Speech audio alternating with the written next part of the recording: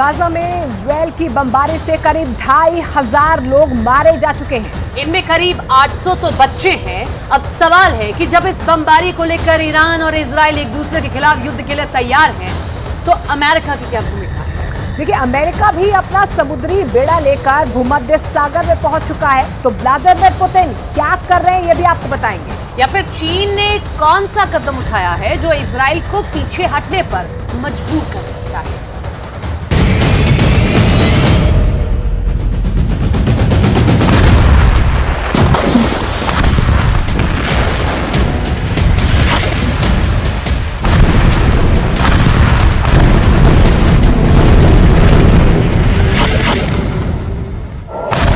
Gaza का जमीनी महायुद्ध छेड़ने वाला है।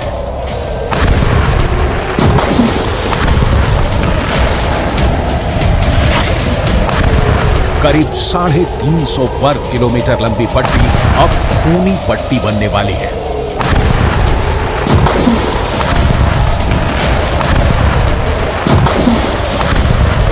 और इसीलिए इजरायल के प्रधानमंत्री बुलेट प्रूफ कवच पहनकर खुद आर्मी के कैंप में पहुंच गए।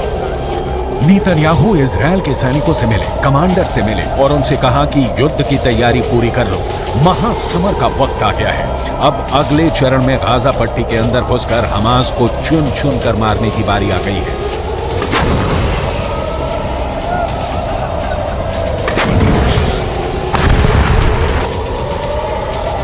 हमास ने ऐसे वक्त में इजरायल से पंगा लिया है जब इजरायल में फिलिस्तीनियों के लिए सबसे ज्यादा खतरनाक शख्स प्रधानमंत्री के रूप में काम कर रहा है।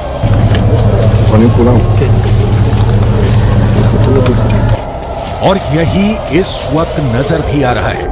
फिलिस्तीन और अरब देशों के अखबार गाजा पट्टी की जो खबरें छाप रहे हैं, उसके मुताबिक अब तक गाजा पट्टी के अंदर करीब 2500 से ज्यादा लोग मर चुके हैं। गाजा पट्टी के अंदर अब तक 700 से ज्यादा बच्चे मर चुके हैं। 450 से ज्यादा महिलाएं मर चुकी हैं। कई अरबी भाषा के अखबार दावा कर रहे हैं कि जितने लोग भी गाजा पट्टी के अंदर मारे जा रहे हैं, उनमें से 66% महिलाएं और बच्चे हैं।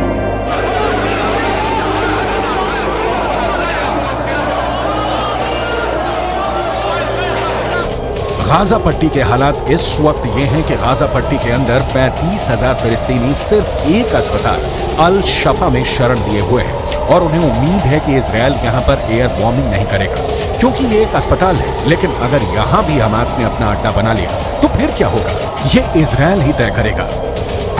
फिलहाल यूक्रेन को बमबारी करके और मिसाइलों पर मिसाइलें बरसाकर लहूलुहान करने वाले पुतिन गाजा पट्टी के दर्द से तड़प रहे हैं। 7 अक्टूबर को जब इजरायल पर हमास ने आतंकवादी हमला किया था, करीब 48 घंटे तक पुतिन चुप्पी साधे रहे। उनका कोई बयान सामने नहीं आया। लेकिन हमले के 2 दिन बाद पुतिन ने बेहद रणनीतिक हमला करते हुए अमेरिका पर यह निशाना साधा कि अमेरिका की मिडिल ईस्ट पॉलिसी फेल हो गई है।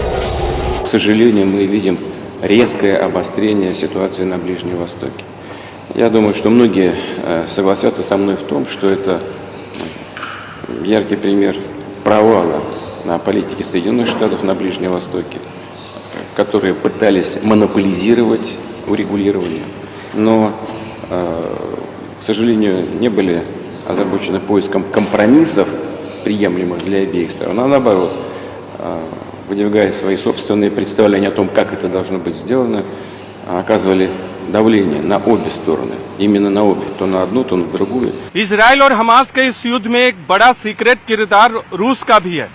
इजराइल और हमास के इस युद्ध से रूस को फायदा ही हुआ है।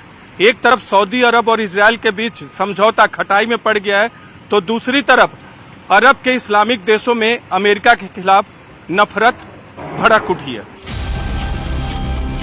लेबनान में हजारों लोग सड़कों पर उतरकर इजरायल के खिलाफ नारे लगा रहे हैं। जॉर्डन में 70,000 लोग अमान में उस वक्त सड़कों पर उतर आए जब अमेरिका के विदेश मंत्री एंटनी ब्लिंकन जॉर्डन में ही मौजूद थे। इसी तरह तुर्की में भी जमकर विरोध प्रदर्शन हुए हैं। इजिप्ट में भी यह आग सुलगी हुई है और इसीलिए अमेरिका के विदेश मंत्री को मेहनत करनी पड़ रही है। मिडिल ईस्ट में भागा दौड़ी करनी पड़ रही है। जॉर्डन, कतर, सऊदी अरब और संयुक्त अरब अमीरात के दौरे पर अमेरिका के विदेश मंत्री एंटनी ब्लिंकन जा चुके हैं और अब एक कदम आगे बढ़ाते हुए बेहद कूटनीतिक तरीके से पुतिन ने इजरायल पर निशाना साधते हुए कहा है कि इजरायल पर हमला हुआ है। हमला जरूर गलत है, लेकिन गाजा पट्टी पर अंधा